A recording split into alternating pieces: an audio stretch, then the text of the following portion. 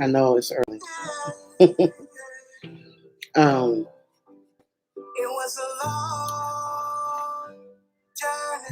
I was trying to think, like, now that I have this platform, where I'm able to speak to people from all over the world, I was like, God, how do you want me to use this platform? Like,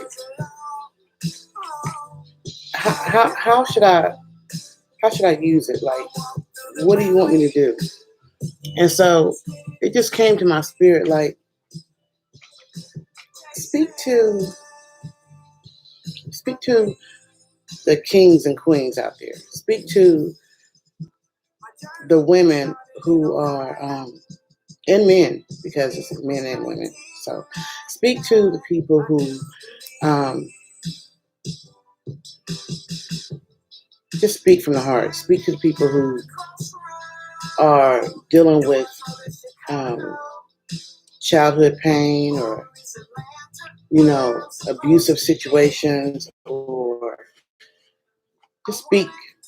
That's how I feel. So I figured I would get up here periodically and just speak. And I figured that whoever God means this for, or whoever this is supposed to reach, they'll reach it. So first, let me just say good morning to you. I know it's early.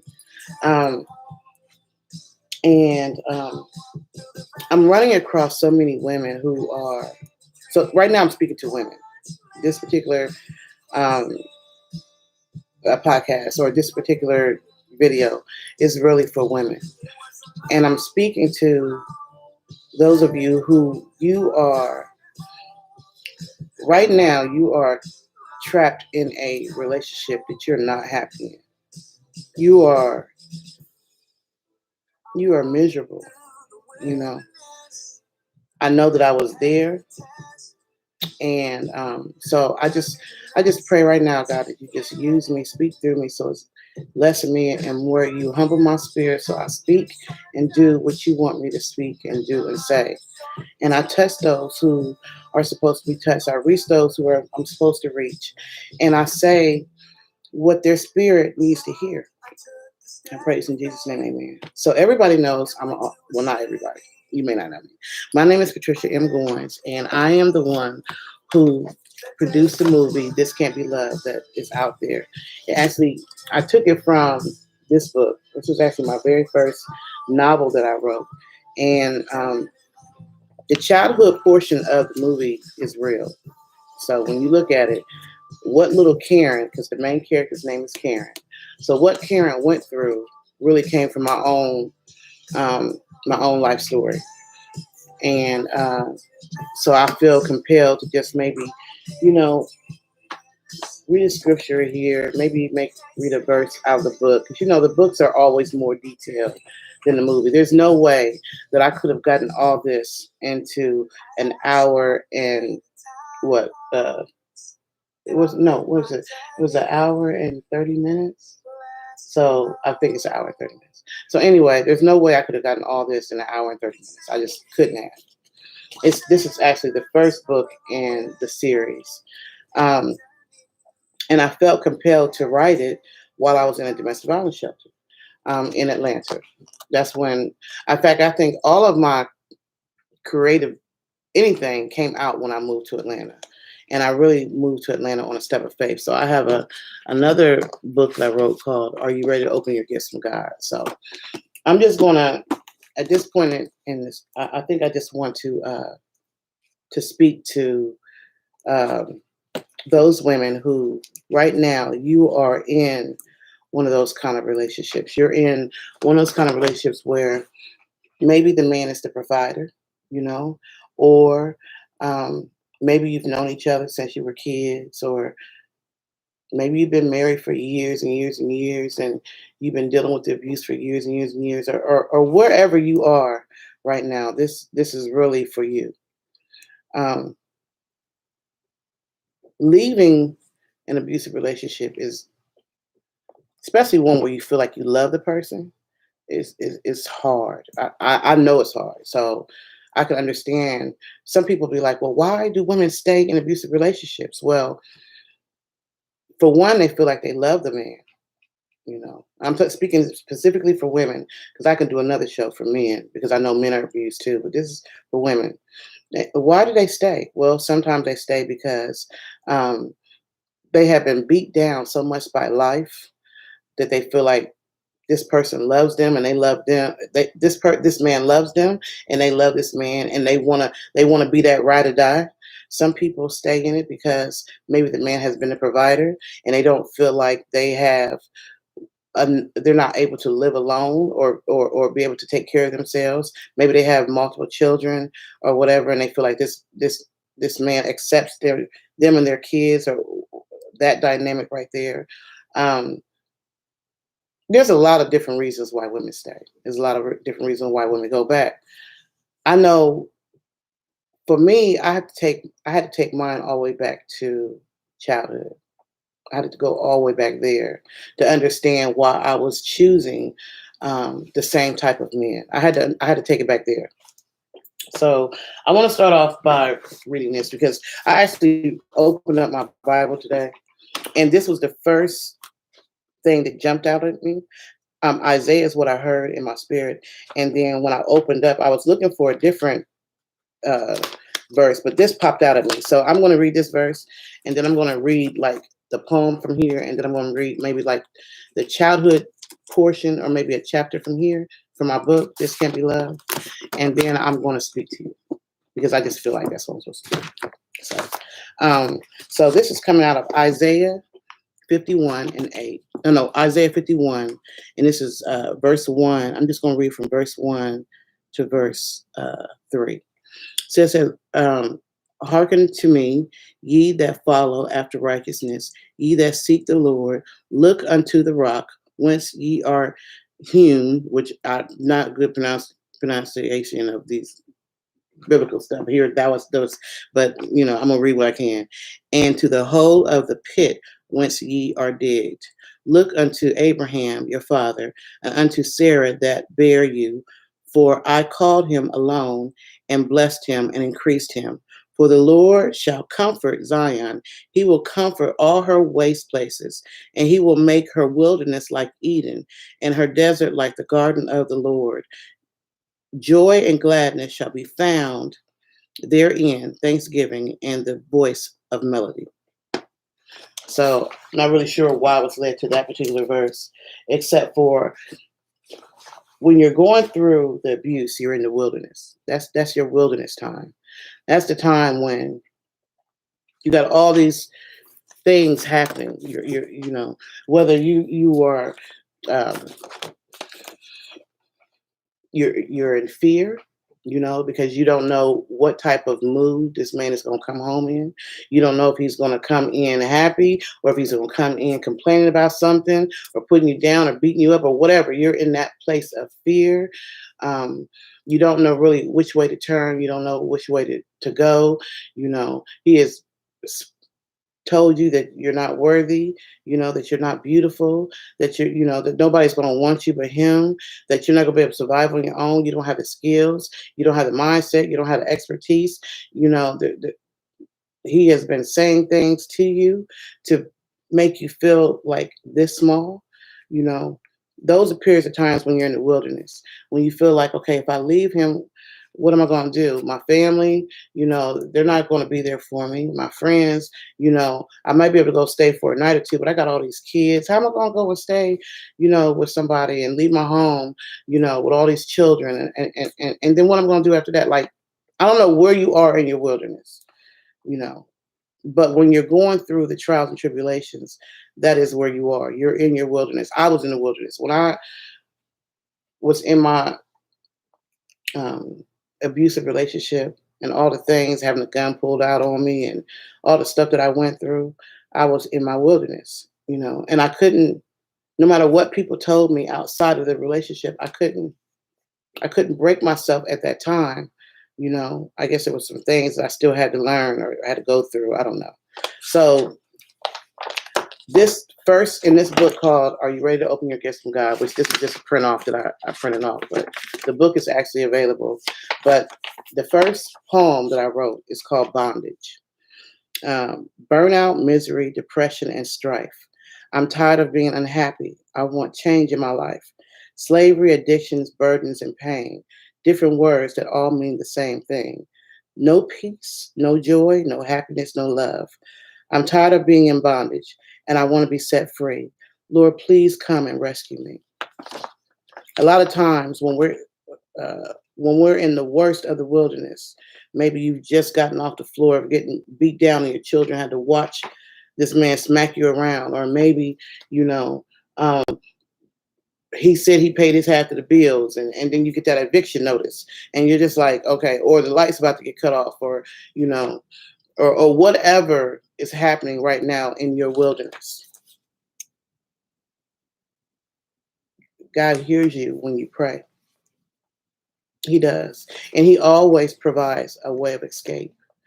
Um, but a lot of times before you're able to leave, you have to build up that courage. You have to have that, you have to know that you can do this, that there is life on the other side of this. God didn't create you to be anyone's doormat. He didn't create you to walk in the shadows of anyone. When he gives us a partner, a helpmate, we're supposed to be helping each other. We're supposed to be building together. And if the person that you're with right now is not building you, if you're not growing with the person that you're with, if you're not feeling at peace in that relationship, if you can't go to sleep at night in peace and wake up in peace, that's not who God has for you. You know, that may be someone that you chose because of whatever reason, but that's not who God ordained for you to be with. So I want to go back to the childhood. You know, a lot of women are coming out now and they're talking about molestation and they're talking about childhood abuse, by people in their family. And some people are like, wow, that's something that's been really going on, with women. But yes, it is. A lot of women, if you talk to 10 women, I would say half of them have a story of some type of trauma, um, sexual molestation, either by the father or the boyfriend or the uncle or somebody in their family or the best friend, the family member that or the babysitter. They all have a story. A lot of women. I'm talking specifically to women right now because I know men also have this issue, but that's a later video. So I want to go back to your childhood. I had to go back to my childhood. Um,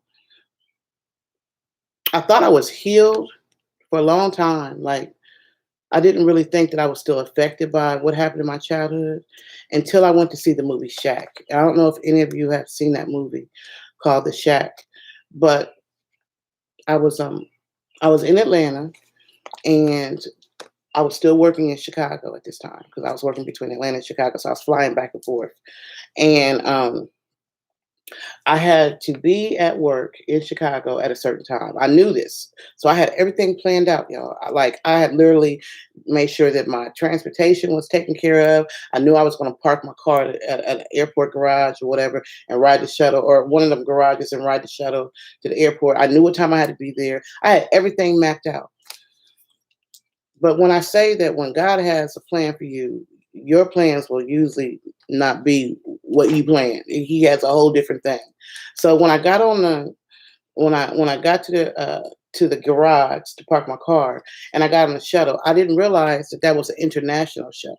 I thought they were taking me to to the airport in Atlanta. I thought I was going to the Hartsfield or whatever, but they ended up taking me to the international airport, which I'm like, oh my gosh, because I knew I had to be at the airport at a certain time. So by the time I got back around to the main airport, I was running because I knew I had to be on that flight in order to be at work for that training that I had to do that day in Chicago. So I'm running up there and I made it in time, but the stewardess was like, "Oh, they're backed up, so your gate is closed. You have to catch the next flight." And I'm like, "Wait a minute, my flight doesn't leave for 30 minutes. I'm here in enough time." They was like, "No, we're too backed up. There's no way we can get yourself on there. You're gonna have to catch the next flight." I'm like, "Oh my god!" So needless to say, I had to catch another flight. I'm like, I'm not gonna get to work in time. I'm like, oh my gosh. But I already scheduled the flight, so not like I could just change it. So I ended up catching the other flight. I'm sitting on the plane, like so irritated because I did all this planning and I still end up missing my freaking flight. So as we're getting off the plane, the stewardess is airline stewardess is telling all the passengers as they go off, "Have a good day, have a good day, have a good day." When he got to me, he said, "Take the day off." I'm like, "Where's he telling me to take the day off?" But I was just like, "Well, I'm already late, so I might as well figure out something else to do in Chicago." And I just like, you know what? I'm gonna go see a movie. I ain't seen a movie in a while. What the heck? And I was looking, trying to find what movie. And I had heard about the book Shack, right? But I never read the book. But I heard about it. I was like, you know what? I'll go see that. When I saw that movie, it was like, first of all, there wasn't nobody really in the theater but me. It was like I was in that theater all by myself.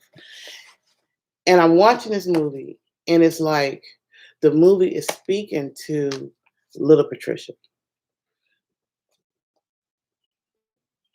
And I remember as the movie went through and I'm going through all these emotions as I'm watching this flick and watching, how God is ministering to this man who's gone through this major traumatic experience with his daughter and all that kind of stuff. And when the movie ended, I just sat and I just cried. I cried like a newborn baby. I cried and I just asked God why. I was innocent. I was a little girl. Why did all those things have to happen to me? I just cried, y'all. I really cried. And it was then that I realized that even though I had written the book and even though I felt like you're over it, there was still a wounded soldier inside of me. It was a wounded little girl. So I had to go back to that little girl, you know. I had to go back to that little girl. I had to go back to the little girl in me. And I just had to just pray and I had to start truly understanding what forgiveness means. So when the story starts off, because like I said, you can never get uh, a author or a filmmaker can never get the whole book into a movie. You just can't. It's crazy. So this is the house. Oh, these are the other two books in the series, by the way. So this is the Love House, which is the shelter that you saw. So this story is about it continues on, and it's really about these ladies who are all in a domestic violence shelter called the Love House. And then this book, which is the third book in the series, Karen's daughter and one of the ladies in the Love House in the domestic violence shelter forms a group called Ladies Delight. And this story basically talks about the abuse that they went through in the industry. That's what this one is. And this is basically the story of the women and how they had to learn how to interact with each other as well as changing from victims to survivors. So those are the other two books in the series. So for anyone who, after you saw the movie, you was like, "Oh, I want to follow the characters," right? Um, so I start off by just saying, I dedicate this book to my Lord and Savior Jesus Christ. I love you and I give you all the honor and praise, for you are the Most High.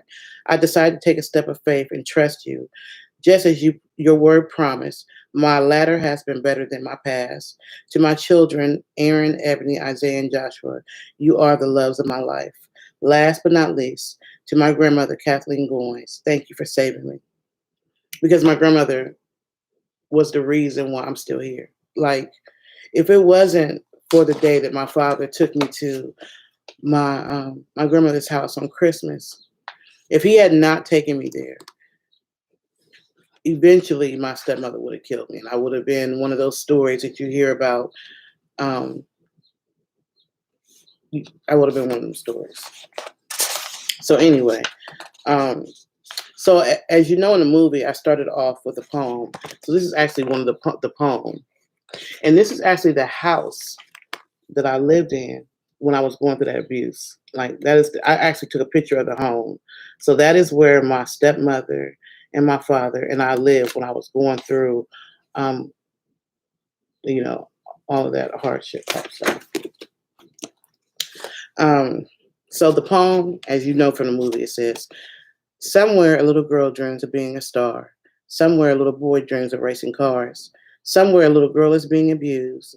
Somewhere a little boy is being misused. Children are a blessing sent from above, entrusted in their parents' care to be treated with love. A child does not stay a child for long. God has a purpose for those little ones. We must protect our daughters and our sons." And then I just go on to say, this is my first time ever writing a book.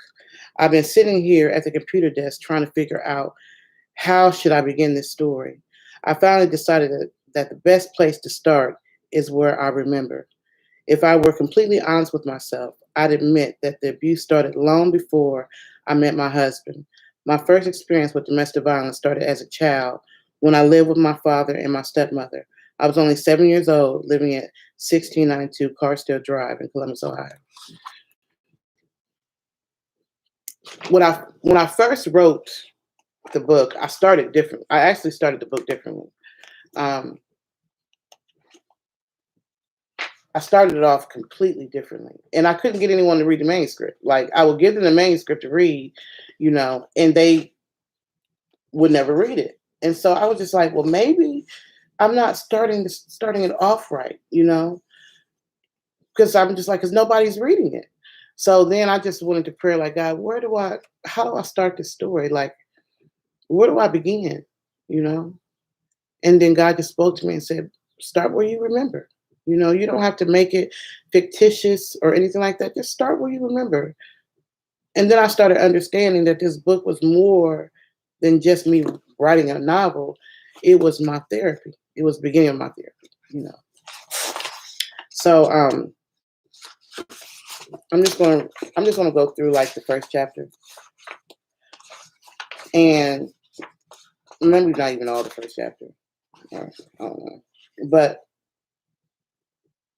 what I would tell anyone who reads the book is get past the first two chapters. The first two chapters are so real, so very real, that sometimes some readers have said that it was hard for them to read. It was hard for them to read. So I'm just going to read it. I ran straight from home. I ran straight home from school as usual. Breathing heavily, I stopped near the front of my apartment building and looked at the papers I was holding in my hand. A big bright -4 was displayed on the top page of the stapled papers. I missed 4 words on my spelling test. Helen warned me that if I missed even one word on the test, that she was going to make me write all the spelling words 50 times each. I tore the spelling test off my graded homework packet and threw it in the gutter. When I walked in the back door of my apartment, my stepmother was sitting at the table in her terry cloth housecoat, smoking a cigarette. "Let me see your homework packet," she said, with a look of disgust on her face as she walked toward me. Sometimes I could feel how much she hated me just by the way she looked at me. I handed her the packet. "Where's the spelling test?" Helen yelled as she flipped through the pages. "I lost it," I stuttered. "What have I told you about lying to me, Karen?" "Not to tell lies because you hate liars." "Take your ass to your room," she yelled, shoving me toward my bedroom. My heart started beating fast and my palms started sweating. I walked slowly to my room and sat down on my bed waiting for her. Helen walked into my room a few minutes later holding a ping pong paddle in her hand. "Take off your pants and lay across the bed." "Yes, ma'am." I pulled down my Levi jeans, exposing my skinny legs, and laid across the bed on my stomach. "I hate liars," she screamed with each lick. "I'm sorry, I won't lie anymore," I screamed. I knew better than to get off the bed. If I tried to run, she would hurt me even worse. When she finally got tired, she stopped and left the room, slamming my bedroom door behind me. I just laid there for a while and cried. I was too sore to move. I felt like my buttocks was on fire. The next day, when I went to school, I could hardly sit down in my chair. When I returned home from school that afternoon, I was surprised to see my father's old Oldsmobile in the parking lot. He hadn't been home in 3 days. I was sitting on my bed reading a Dr. Seuss book when my father walked into my room. He had, Helen had left to go to the grocery store. Helen told me how bad you've been acting. She said that you've started lying again. You're going to get a whooping. I want you to take down your panties and lay on the bed. I thought he was going to pull out a paddle, as Helen had done the day before. I didn't think that I could stand another beating with the paddle, but instead of pulling out a paddle, he unzipped his pants, pulled them down, and got on top of me. I felt something soft touching me in my private area. I really didn't understand what my father was doing, but I was glad that he hadn't pulled out Helen's paddle. He suddenly stood up, pulled his pants back up, pulled off his belt, and began hitting me with it. After hitting me 2 or 3 times with the belt, he stopped. If Helen asks you what happened, you tell her that I whooped you. Don't tell her anything else because that's all that happened, he said as he walked out of my room. I cried as I pulled my underwear and my pants back up. That was the first of many times that my father molested me while I lived with him and his wife. He would return home after being gone for days and go straight to the basement. Send Karen downstairs. I'd hear him yell. I always knew what was in store for me once I got to the basement. He would have me lock the door and then tell me to take off my panties and lie on the floor. He was never able to penetrate me because his manhood was always too soft. I knew that what my father was doing to me was wrong. Helen must have known what was going on in the basement because she started being very cruel and brutal toward me. Karen, get your ass in here and eat this food, Helen yelled from the kitchen one day. I'd been feeling sick all day and really didn't want to eat. However, I knew that I knew what would happen if I didn't obey her. I walked slowly to the kitchen table and sat down. Just the sight of the food was making me nauseated. I attempted to put some peas in my mouth and immediately started gagging. You better not throw up or I'll make you eat it, she screamed. She was standing behind me at the stove, boiling some water. I tried my best not to throw up. I forced the food down my throat. Unfortunately, my stomach didn't care about Helen's demands. I immediately started vomiting. All the food I'd eaten during the day came up and flooded the plate. She turned around toward me. I told you not to throw up, Helen yelled as she smashed my face into the plate. Eat it, she yelled. I began crying and snorting. I could feel the vomit entering my nose and almost suffocating me. She suddenly released my head, turned around, grabbed the hot water off the stove, and poured it on my arm. I screamed as I felt the searing pain and watched the skin on my arm begin to bubble. She grabbed me by my hair and pulled me up from the table, pushing me toward my bedroom. I ran into the room and cried as I held my injured arm.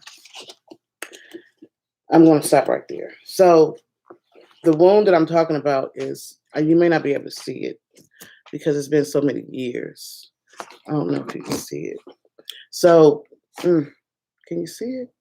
Wait a minute, let me I'm going to turn it this way. You can see that's the wound that I'm talking about. So I know there are a lot of, I'm just going to stop right there because it's just, the first 2 chapters there's nothing about the first 2 chapters that's fabricated.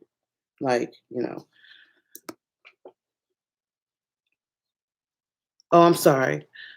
You gotta love the people streaming for one person. It's like public access, but with less. Oh, okay, let me read that. I'm sorry. It says subcom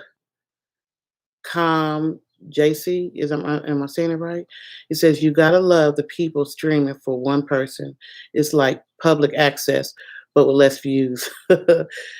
By the way, you got to read with emotion. Right now, it's like listening to someone in 5th grade getting forced to read. I know I'm horrible. I'm so I'm so sorry. Oh my bad. It's your book. I'm sorry for my previous comment. That's okay. That's okay. No, I know. That probably wasn't with a lot of flavor in it. I'm sorry. But this, you can ask, the movie does much more justice than I can do reading it myself. But you can actually, if you go to Subcom JC.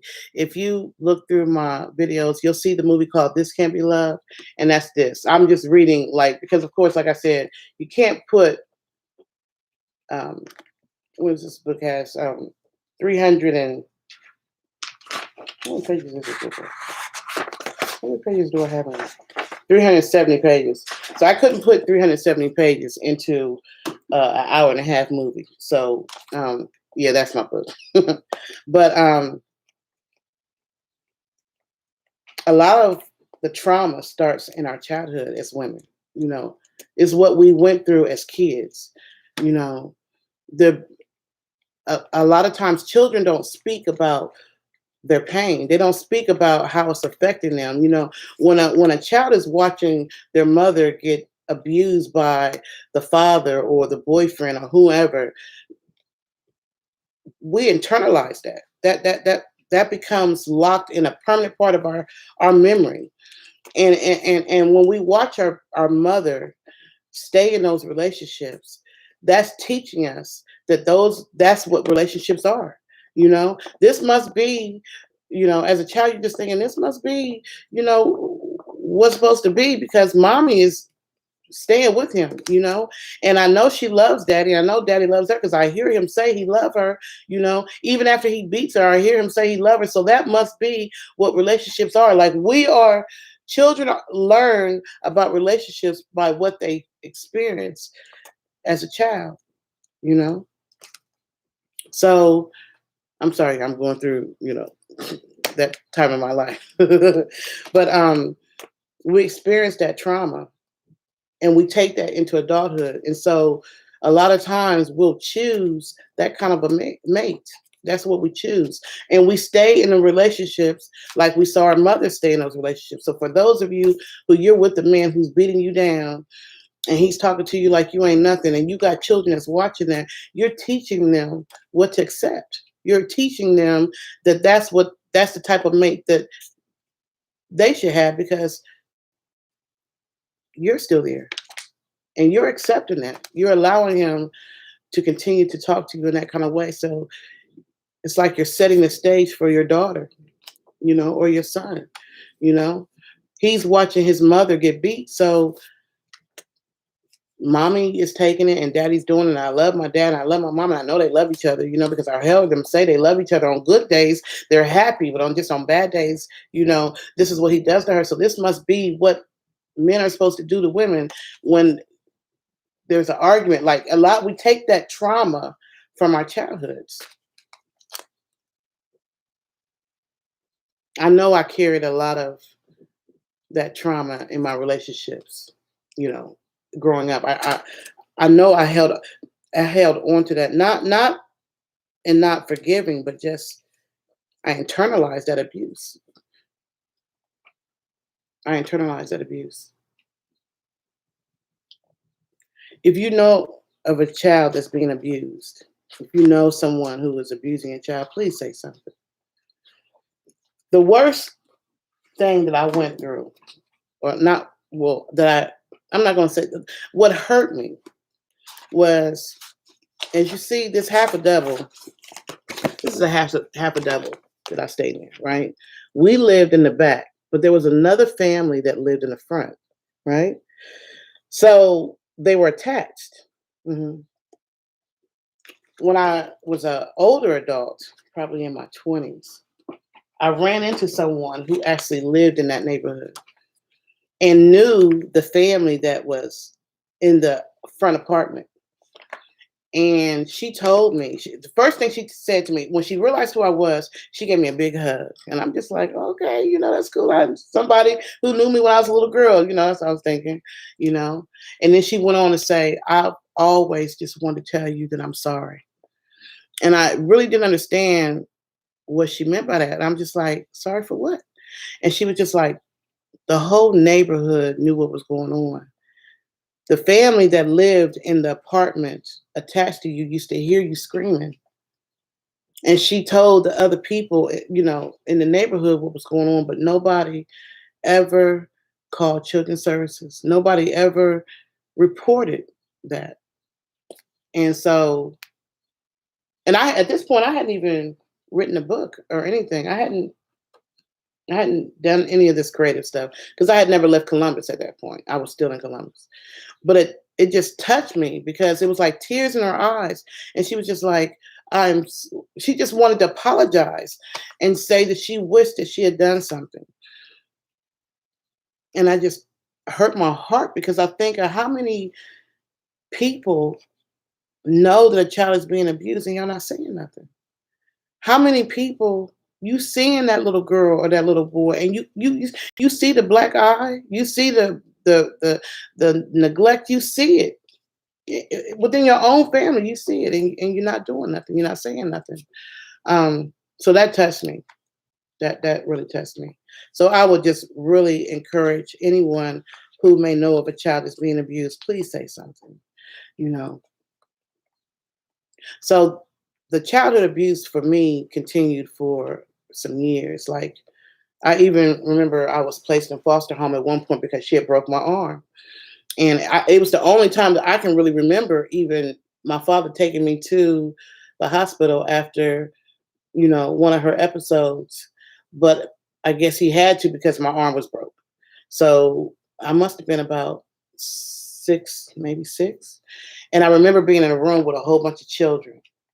And like when he took me to the hospital, I remember going to the hospital. I remember them putting a cast on my arm. And then I remember being in this room with a whole bunch of little kids, yeah. And then next after that, I remember being with the family. Like my memory, because remember, children internalize. They don't forget that stuff. Just because they don't talk to you about it does not mean that they have forgotten anything. They haven't forgotten it. They just put it in that memory bank. So I remember um, the foster family. It was a grandmother and her daughter and her granddaughter. So the granddaughter took like loved me. I remember that. I remember her just everywhere she went. I remember the granddaughter was taking me with her, and I remember when they were about to send me back to my father's house. I remember them crying, and I remember they gave me this little baby alive doll. That was so cute. Yeah, I remember that. But I just remember them crying, and then when Children's Services sent me back, um, the abuse started again. The only difference was my father wasn't in the home. So basically Children's Services sent me back to my abusive stepmother, but my father had left the home and it went and started a whole nother relationship, outside the home. And I guess he would come to visit. So I was still getting tortured. It was crazy. I remember I would wake up every morning and I would just say, I would pray and I would just be like, God, forgive me for being bad, and help me be a better person. Because I just figured there must be something that I'm doing that's so bad that my stepmother has to beat on me all the time. Like it was just when I think back to my childhood, I know that was part of what I had to go through. I guess it was my wilderness. Maybe it was necessary, you know. I don't know. I don't really understand. And so when I was in that theater watching that movie, The Shark, um, that was the time when I just really cried. Probably was the first time that I ever really just cried out to God, like, why? Like, why? Like, why did I have to go through that? Why? I was a little girl. What did I do? So it was just, you know. So I know a lot of you have that trauma. And you've probably been hearing people tell you that you are nothing. I remember growing up, because I'm very dark complected, so you know how it is. Being a dark complected child in the 70s and 80s was not the thing to be. So on top of the childhood trauma of the abuse, then I had to go through being abused by my peers, bullied, because of because I looked a hot mess because I was not being taken care of, and then I was dark skinned, and I ain't making no better. So I'm going through the childhood abuse, and I'm going through being bullied at school. It was just like more trauma on to more trauma. It was just craziness. Just my self esteem was so low, you know. And I know that's the same story for a lot of you. You went through stuff. You went through stuff as a child that You went through stuff, and some of that stuff you're still holding on to. Some of that stuff you haven't even been able to forgive. I I think that that was another reason why I wanted to write the book, because I wanted to forgive. I wanted to forgive. So I wrote about forgiving him, forgiving my father, even though when I wrote the book, I don't really think I was at the place of forgiveness, but I wanted to.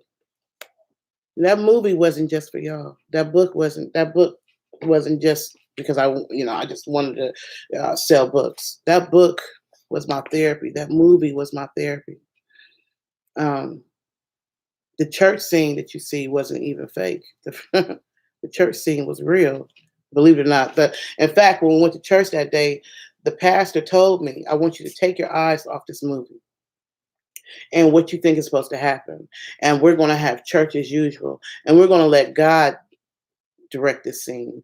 And however it turns out is the way God wants it to turn out." So when you watch the movie, the church scene is real. That was real. She was really ministering. And I believe that God put it like that because not only was the pastor supposed to be ministering to the character, but for everyone who watched that movie, that it touched your spirit and you felt like that pastor was talking to you, that pastor was talking to you. God was using that scene to speak to you, hands without a doubt. Acknowledge that you went through whatever you went through as a child. It's okay to acknowledge that.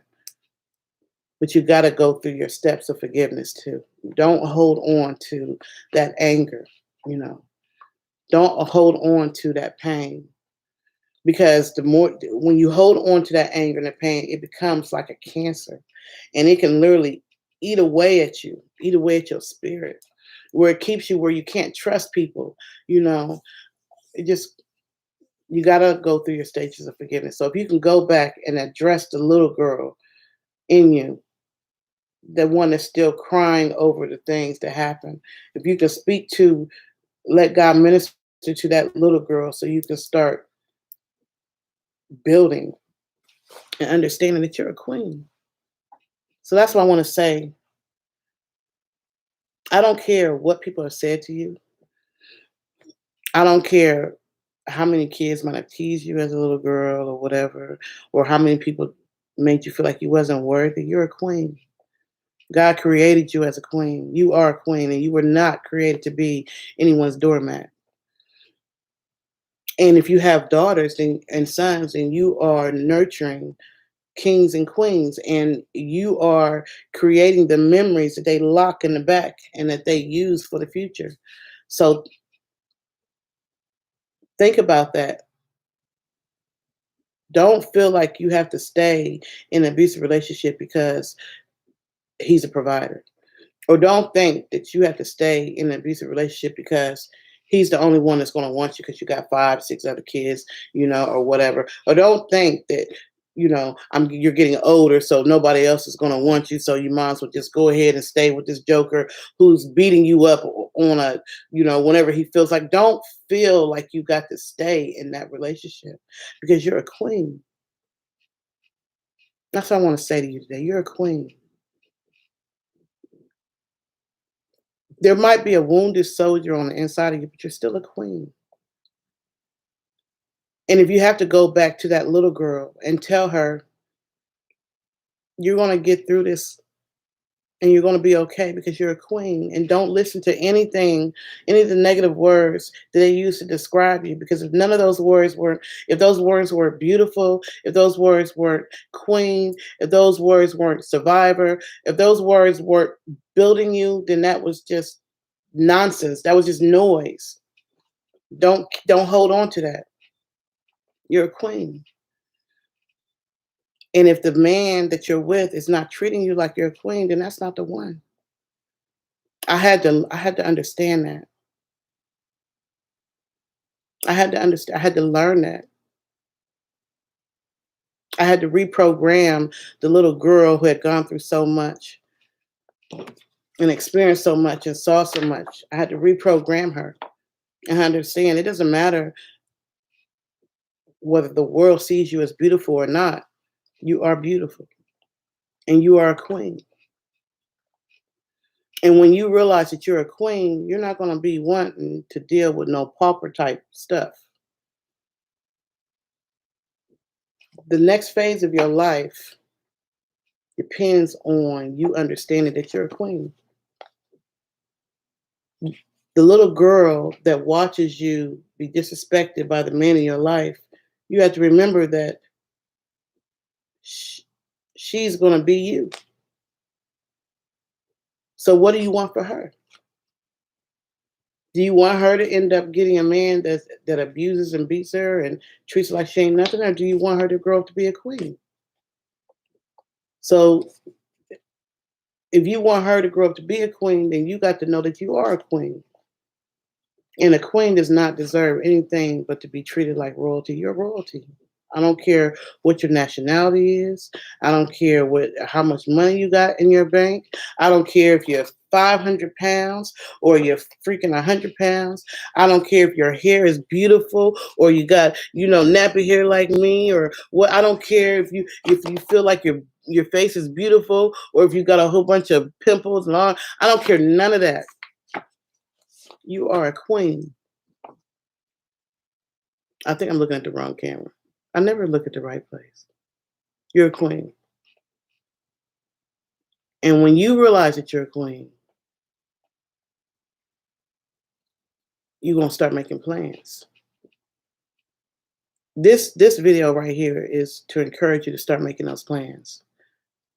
Start getting those birth certificates and social security cards and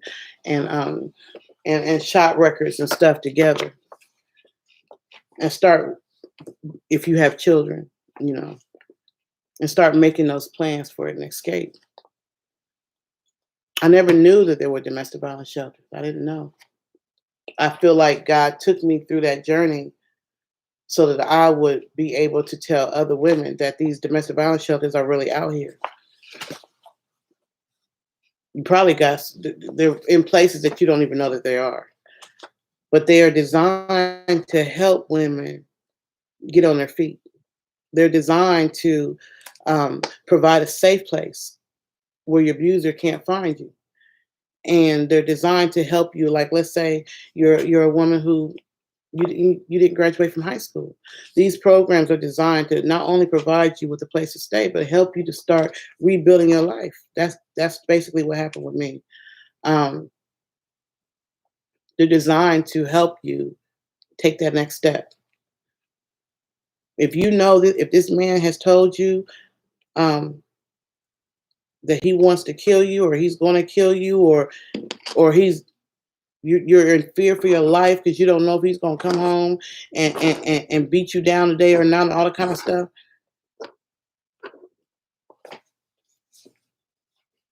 What are you waiting on to start making your plan of escape? There's and I believe I have it in this book. There is a 1-800 number. I know I posted in the movie, and I'm thinking it's in the book too. I'm sure it is. I just got to figure out where it's at. So maybe it's in the back. It might be in the back. I gotta look and see. The National Domestic Violence Hotline number is 1-800-799-7233. And the children hotline is 1-800-CHILDREN or 1-800-4-a-child. But if you feel like this, if you're in fear for your life,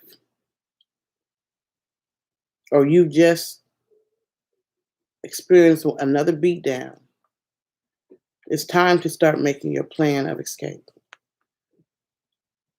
So the first thing that you want to do is start gathering all those important documents, birth certificates, social security cards.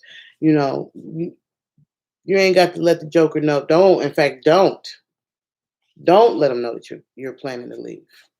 You don't want to let him know you're leaving, but start putting aside the little money, um, putting aside $25 every time you get it, or 50 or 100. Start planning your escape. If it gets and at the time that you know, okay, I got to get out of here, and you know, like this guy is going to kill me if I don't leave out of here, or he's been threatening, because they will always tell you first. They'll always tell you what their plans are. I'm going to beat your tail, or I'm going, whatever. Most women are already fearful. You done went down and put, a restraining order. If you got to put a restraining order on that brother, then you got to be getting up out of there. You know, the heck for doing a restraining order downtown at the police department and then going right back home where the joker gonna come, because he gonna come because he know where you live at.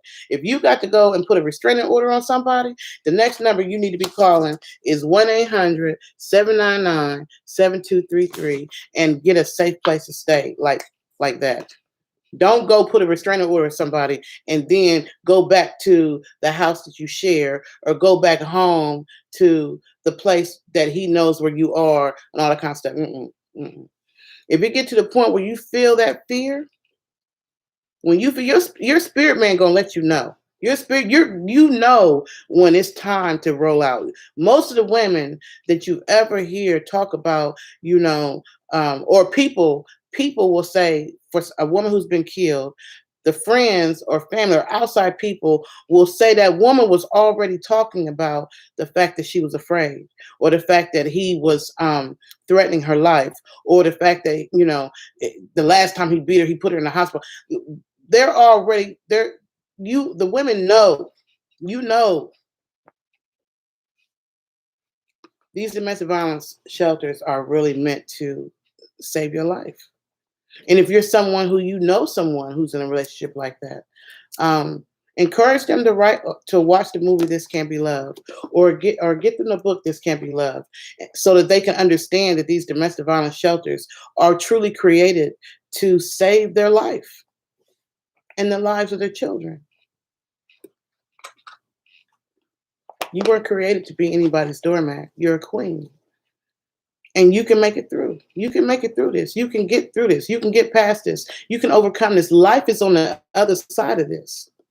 There is a man somewhere out there that's going to love you, and all your children love you, and all your flaws love you, and don't care nothing about nothing else is going on. I finally met a man who treats me like a queen. He does. He lets me know that he loves me, and fat stomach, nappy hair, he don't care.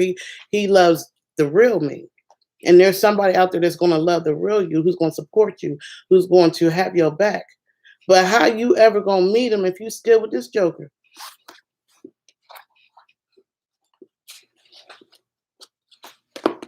I wanted to speak to y'all today. I wanted to speak to the queens. I'm looking at myself, but I think I should be looking up here.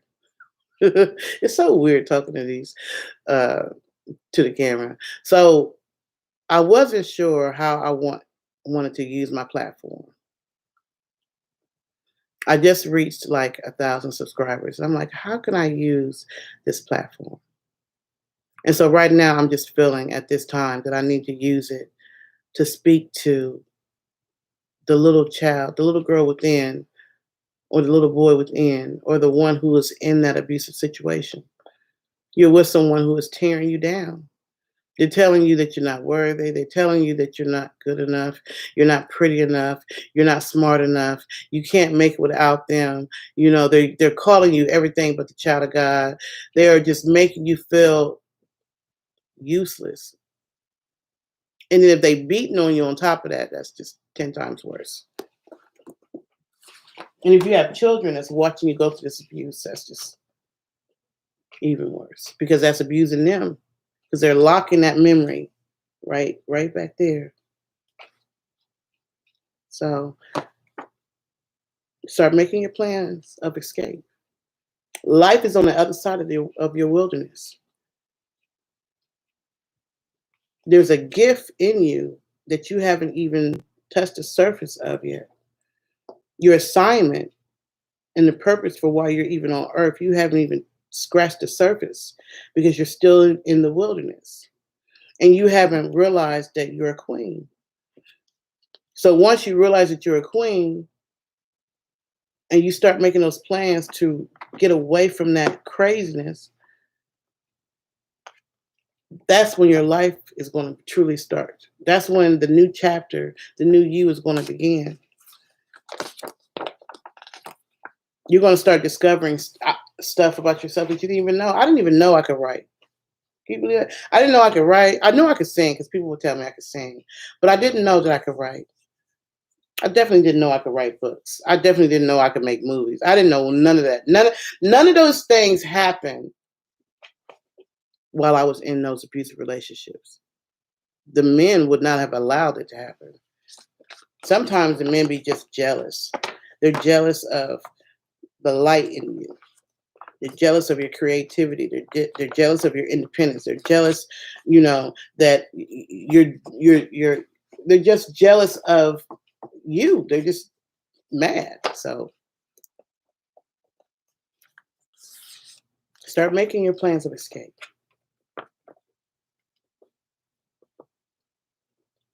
We're waiting on you and the gifts that you have. We're waiting on you. We're waiting on you.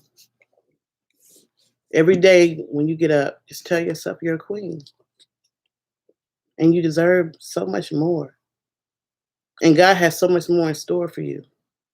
But you're not going to discover it if you're constantly being put down, if you're constantly being beaten down, and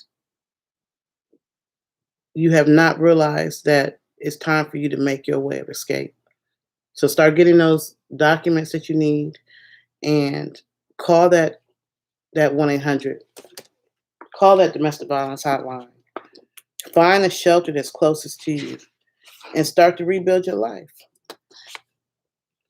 1-800-799-7233. One of my, I used to like all those little mystery shows and those little cop shows and stuff. And so when I watched the show Fatal Attraction, it's entertaining to listen to you know to the show, but then you got to go deeper and think about these are real stories. These are women who have truly been killed by their abusers, and they never run out of episodes.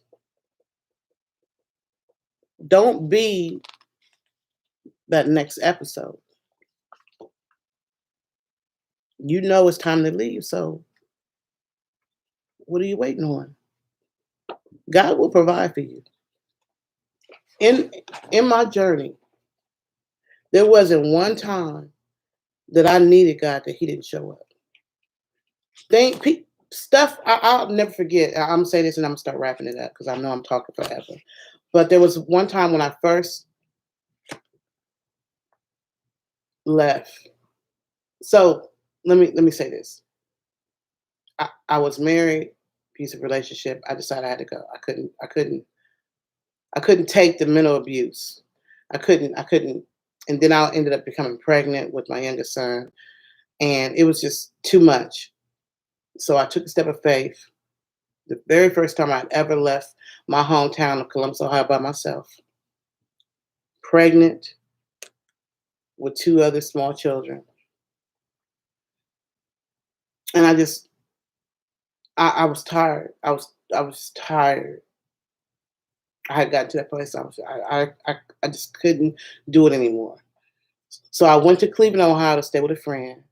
And my daughter at the time, she was a baby, and she used to cry like I guess because she was probably internalizing, even though I didn't understand it, I didn't know it because children are not going to speak to you about what they're going through. But she was a baby, but still, I think they even internalize it even at that age. So anyway, she used to scream and holler like hell. And the family that I went to stay with in Cleveland, the husband was like, we're not going to be able to do them. The baby cried too much, so I had to leave.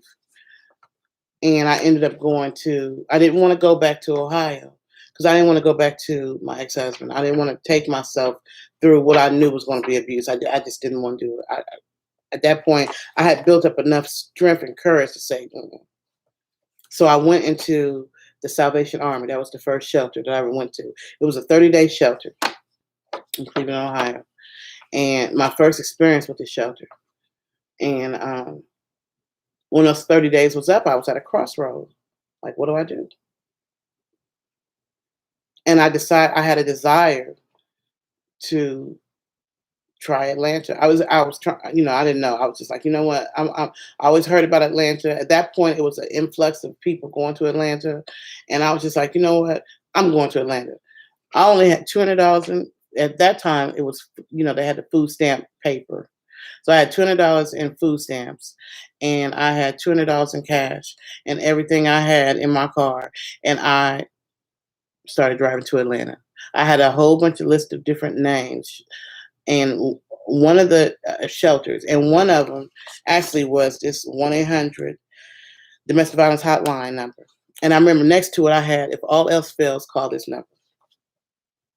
So when I got to Atlanta, I called one of the shelters, and it was like a big church right on Moreland and I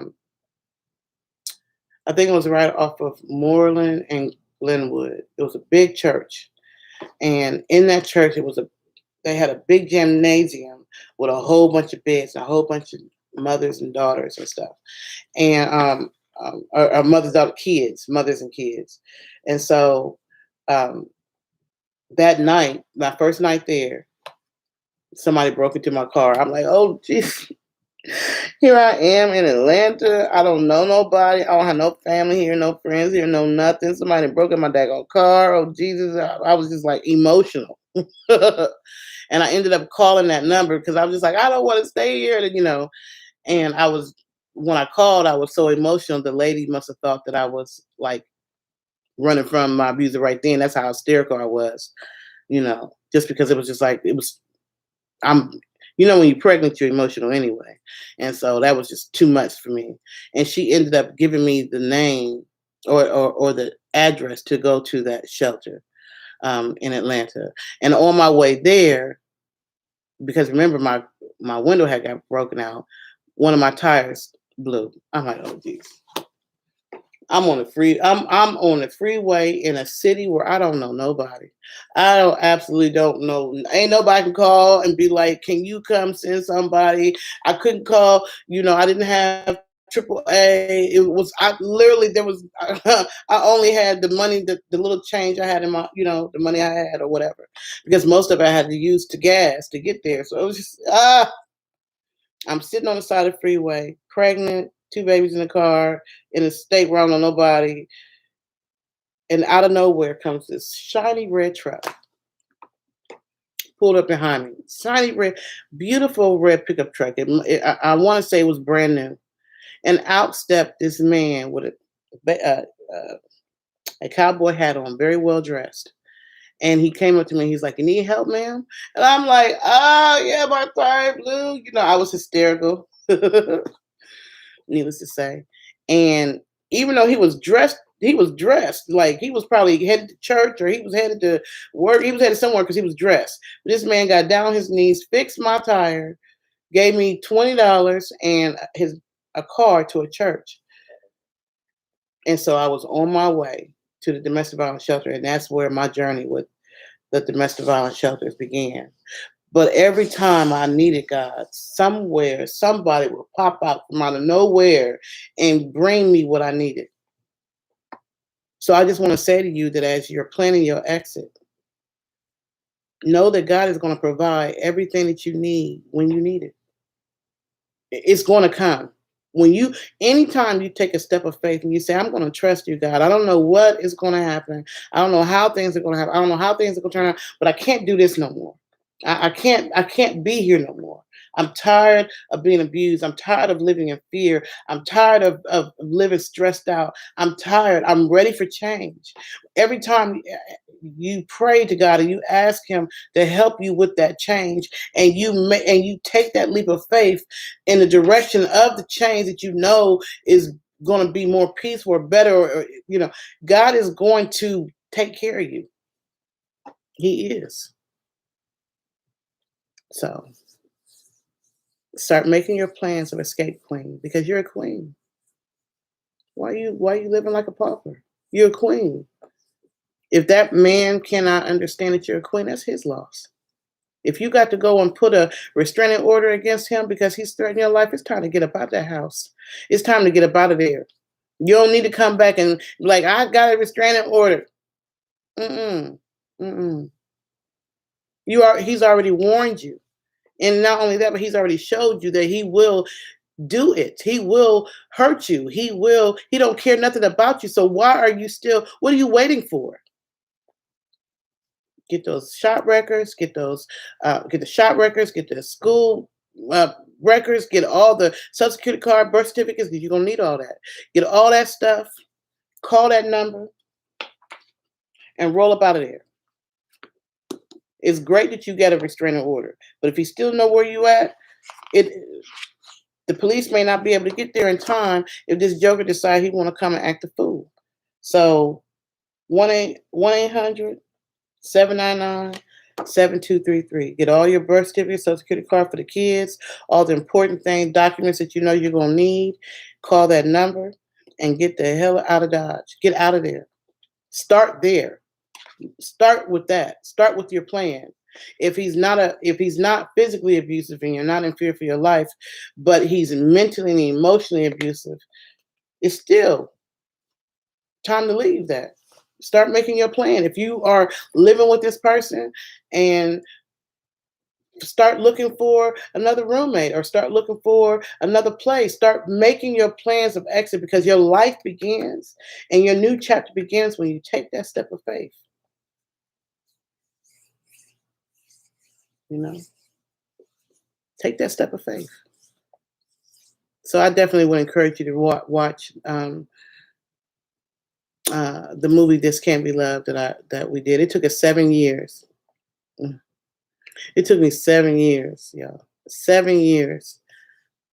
The money to film that came from my own money and money of some of the actors and stuff. It was a long journey, which is why another reason why I play this song. I love this song that I made called "Long Journey Home," because it was a long journey. It was. It was a long journey. It was a 20-year journey. And there were times where I didn't feel like I was going to make it through. Times I had to just get on my knees and pray.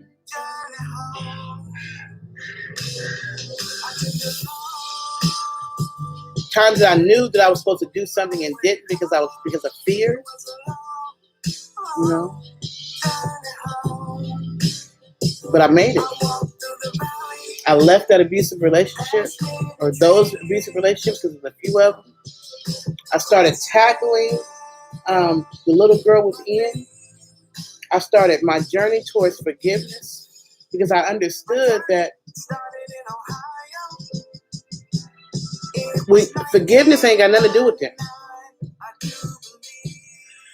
Forgiveness got to do with you.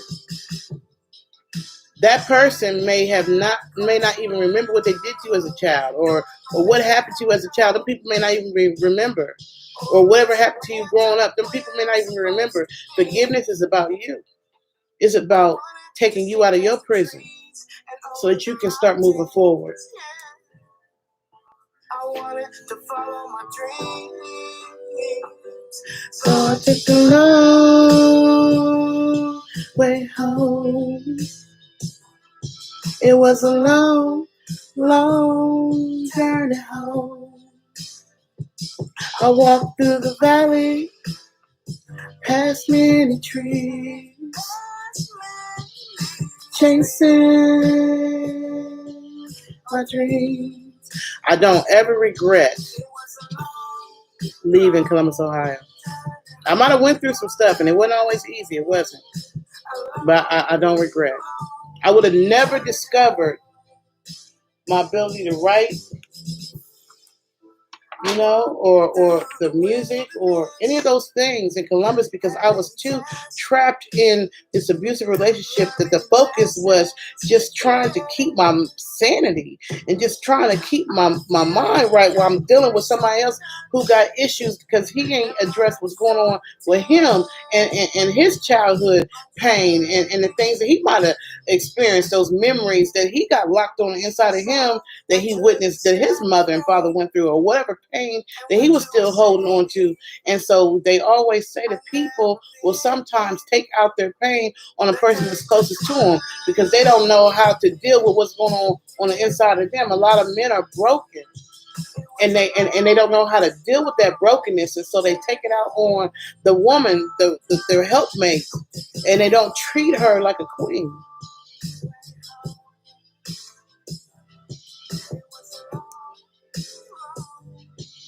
I don't regret leaving. None of the creative things that I was able to do would have happened if I had. You got you got you got gifts on the inside of you. There's an mission, there's an assignment. Did I make my journey last too long? He said he was there every step of the way, and my journey, it had to take that long. I love that song. As soon as I heard that beat, God said, "Long journey home." I love that song. So anyway, it's time to start planning your escape. You're a queen. And I pray that as I do these little videos here and there, and I don't know how often I'm going to do it. I don't have no schedule. I just really go as I'm led. But right now, I just feel led to speak to the wounded woman today. I just feel led to speak to the wounded queen, just to let you know you're beautiful. Doesn't matter what people say about you. You know, beauty is more than what's on the outside anyway. But I don't care what you look like. You're still beautiful. I don't care what you've been through. You're still a queen. I don't care what nationality, what race. I don't care. None of that. None of that matters. You are a queen. And you need to be with someone who will treat you like a queen. But before you can be with someone else, you got to learn to love you and recognize that you are a queen. And sometimes doing that process, you have to be by yourself. You have to spend that alone time so you can get to know you and start rebuilding you and start cultivating who you are so you can discover what your purpose, what your mission, what your assignment is, and what it is that you're supposed to be offering to humanity. But you can't do that if you're trapped in unforgiveness, if you're trapped in an unhealthy situation, if you're trapped in a prison of pain and sorrow and depression and all that stuff that comes when you're trapped in that wilderness. So this morning, God just inspired me to speak to the queens and just let you know that you're a queen. And the next part of your life is waiting on you to take that step. And God will provide everything that you need along the way. So that's really what I wanted to say this morning. And I'm sorry I was reading it like a boring person. The book, This Can't Be Love. But like I said, there's no way that I could have put all of this in I couldn't put all of this in the movie. There's no way I couldn't. So if you've watched the movie and you want to follow along with the characters, so the second book and the third book are more fictional. It's not like the first one. The first one has the childhood has a lot of reality. It's still fictional, but the childhood portion of her life was my life. And but the second book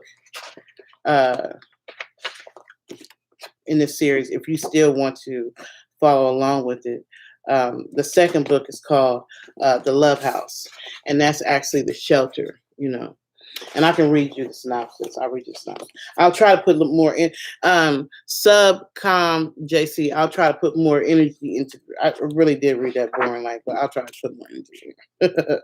So the next book in the series is called The Love House. Melissa Moore, Katrina Young, Barbara Hamilton, and Tabitha Stevenson all have one thing in common. They're all running away from abusive men and currently reside at the Love House, a domestic violence shelter for battered women. Life at the Love House isn't always easy, as these four women from different walks of life learn to live together under the same roof. Karen Smith, the Love House manager, soon realizes she has her work set out for her. Not only does she have to deal with all the different personalities at the Love House, but she also has to manage her unruly 16-year-old daughter, Linda Marie, who continues to be defiant. Her oldest daughter, Cassandra, who Karen has just and her oldest daughter, Cassandra, who Karen has just discovered is bisexual. And she has to deal with her marriage, which is starting to show signs of trouble. Because, yeah. So, Karen strives to help the women of the Love House evolve from victims to survivors while trying to maintain her own home. Unfortunately, she soon learns that no matter how hard she tries, it's impossible to save everyone. So that's the next book in the series, in the This Can't Be Love series. But this is the one that I turned into the movie. And actually, I think that for the Love House, there's actually a short film called The Love House that you can see on my page too, that goes into one of the characters in the second book. But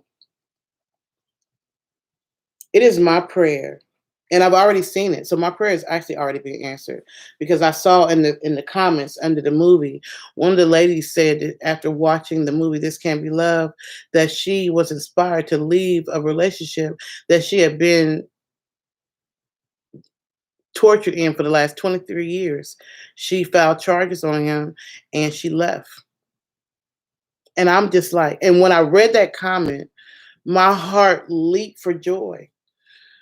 And I said, and I just had tears was in my eyes, and I just had to thank God, because I always felt that if my movie, my books, my mission, my purpose, and what I say, if it saves even one woman or one child, or helps the one person trust God for the impossible, then my work and my assignment, it has served its purpose. So if only one person got something out of this, then I'm happy about that. So I was happy to read that in the comments where she said that she left her abuser. Kudos to you, because now you have started the next journey of your life. And don't get trapped. Let me just say one more thing. When you do leave the abuser, and if it's not a violent thing and you end up still seeing them somewhere, do not get trapped into going back because of the honeymoon phase. The honeymoon phase is after they beat your tail down, or after they did whatever they've done, and then they that forgiveness. I'm so sorry. I wouldn't have never done that if you hadn't done this, or I didn't. Nobody ever taught me how to treat women, or I'm so sorry. I didn't mean to cause you that pain, or whatever they do to start to pulling you back in. Mm-mm. Because every time you go back, it gets worse. Mm-hmm. Because they realize, oh, I could do anything to her, and she ain't going nowhere. She ain't leaving me. She ain't going nowhere. So they will you back in with that, and it's called the honeymoon phase. Don't get trapped in the honeymoon phase. Keep moving, keep walking, keep going forward. Don't go back. Like, what slave escapes from the plantation and then still goes back? Like, you don't. What person escapes trauma and then goes back? You don't go back. When you start moving forward, keep going. Yeah, sometimes it might get a little bumpy. Yeah, sometimes you might not know what's what. Yeah, sometimes you might be afraid, but do it anyway. Keep going, because there is life on the other side. And you'll discover gifts and talents and things that you never knew you had, that have been stifled because you were locked in that cage. Yeah. It's time to claim your escape. You're a queen. Anyway, I hope y'all have a wonderful day today.